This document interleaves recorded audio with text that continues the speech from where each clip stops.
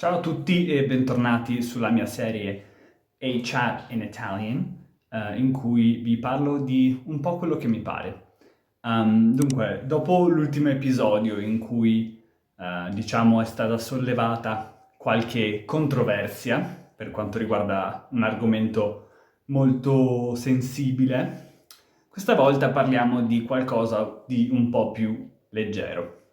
Nella generazione dei millennial, a cui io appartengo, c'è questa idea mitologica del viaggio come esperienza che espande la mente, che ti illumina, un'esperienza autentica e profonda che è necessaria per conoscere se stessi. Ma ancora peggio sembra sia diventato un modo per mostrare agli altri quanto siamo interessanti.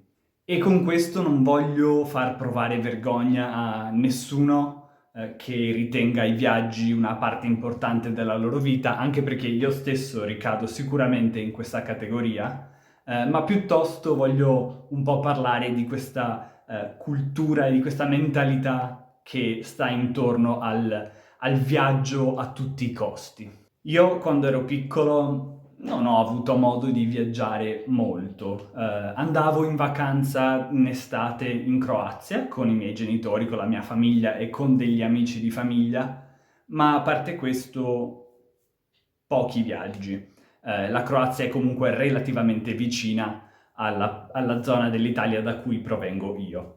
La prima volta in cui ho preso un aereo avevo 15 anni in gita scolastica e comunque l'ho preso per andare in Sicilia, insomma, quindi non così distante, né tantomeno all'estero. Quindi quando ho cominciato a viaggiare, una volta che ho cominciato a viaggiare, ho cominciato a dare ai viaggi un grande valore, perché era una cosa nuova per me e che mi piaceva molto fare, soprattutto perché la collegavo alla mia passione per le lingue straniere. Il primo viaggio all'estero che ho fatto da solo, diciamo, senza i miei genitori, è stata una vacanza studio in Irlanda e poi l'anno successivo, o forse 2 anni dopo, ho fatto un'altra vacanza studio in Inghilterra, il tutto finanziato dallo Stato italiano che si occupa di mandare i figli dei dipendenti statali in queste vacanze studio per 2 settimane.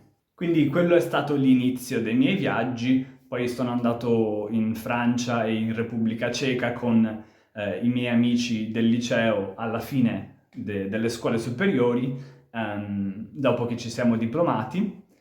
Comunque, insomma, sono consapevole che nonostante io abbia viaggiato poco da piccolo, anche solo questi viaggi che ho cominciato a fare durante l'adolescenza e i primi anni della mia età adulta, sono consapevole che siano un privilegio. Negli ultimi 6 o 7 anni, però, c'è stato un boom di viaggi, soprattutto un boom dei viaggi low cost, con l'arrivo di tante compagnie aeree low cost e di servizi come Airbnb, per esempio, che rendono più accessibile un alloggio in un altro paese o in una destinazione turistica.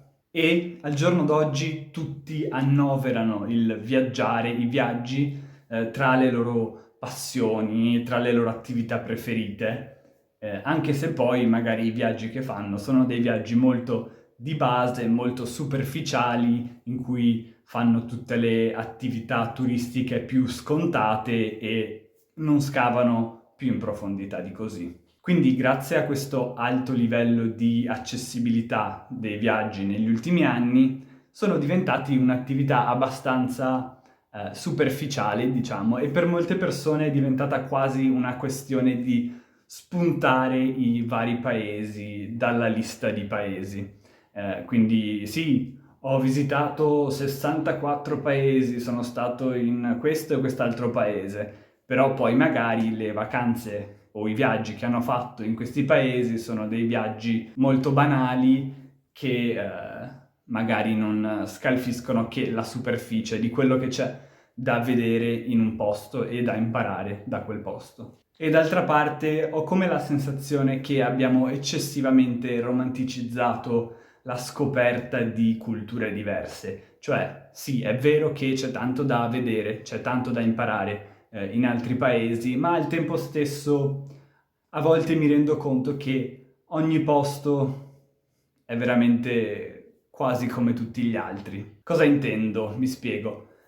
Penso che soprattutto in Occidente abbiamo questa ossessione per le culture esotiche, le culture degli altri, che riteniamo bizzarre, affascinanti, quando in realtà, una volta che ci si abitua, che si passa un periodo più o meno lungo in un altro paese, ci si rende conto che quello che per noi è bizzarro e affascinante è in realtà semplicemente una noiosissima routine quotidiana per milioni di persone. Un po' come può esserlo mangiarsi una teglia di lasagne la domenica con la nonna nella veranda della sua casa in campagna, per un italiano, capito? È sicuramente qualcosa di bello, ma non è una cosa così particolare per noi. E anzi, forse l'esempio che ho appena fatto è una delle cose più emozionanti, diciamo, relativamente a tante altre cose che accadono, che si fanno nella vita quotidiana in un certo paese e che per uno straniero possano sembrare qualcosa di sorprendente, di affascinante, di misterioso. Però vediamo sempre un sacco di fotografie scattate a regola d'arte e video filmati in modo ben pensato che ci invogliano sempre a viaggiare e a scoprire posti nuovi, poi però arriviamo lì e ci rendiamo conto che alla fine è un posto come un altro. Dopo qualche istante di sorpresa iniziale ci rendiamo conto che è un posto come un altro. E anche i nostri stessi album di foto a volte ci ingannano facendoci pensare, facendoci ricordare le cose in modo più bello di quanto non lo fossero state nella realtà, cioè scattiamo delle foto solo delle cose più belle, dei momenti più significativi, dimenticandoci che poi, diciamo, una grossa parte del tempo l'abbiamo passata o nella noia o comunque senza fare nulla di particolarmente emozionante. Poi un altro elemento che mi infastidisce abbastanza è questa aspettativa e questa pressione che si è creata sulle persone, soprattutto della mia generazione, dalla mia generazione in poi, che raggiunta una certa età, quindi 25-30 anni, ciascuno abbia viaggiato almeno un tot, abbia visitato almeno un tot di paesi, abbia fatto una certa serie di esperienze particolari all'estero. E trovo che questa idea, questa aspettativa e questa pressione che viene messa sulla gente della mia generazione sia un po' arrogante e soprattutto irrispettosa verso chi magari non ha i mezzi economici per potersi permettere di fare viaggi, di fare tanti viaggi, o semplicemente non ha la possibilità, non ha il tempo, per qualche motivo è costretto a restare nel suo paese. Non dimentichiamoci poi del fatto che viaggiare tanto e viaggiare soprattutto in aereo è molto molto dannoso per l'ambiente e io mi ritengo enormemente colpevole di questa cosa e ogni volta che prendo un aereo sento il peso di questa ferita che infliggo al mio pianeta.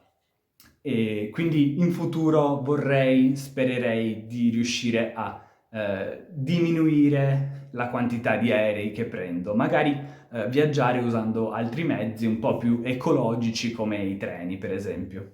Perché effettivamente gli aerei sono il mezzo più inquinante di tutti e negli ultimi anni gli aerei si sono moltiplicati esponenzialmente con l'arrivo di tutti questi nuovi voli low cost.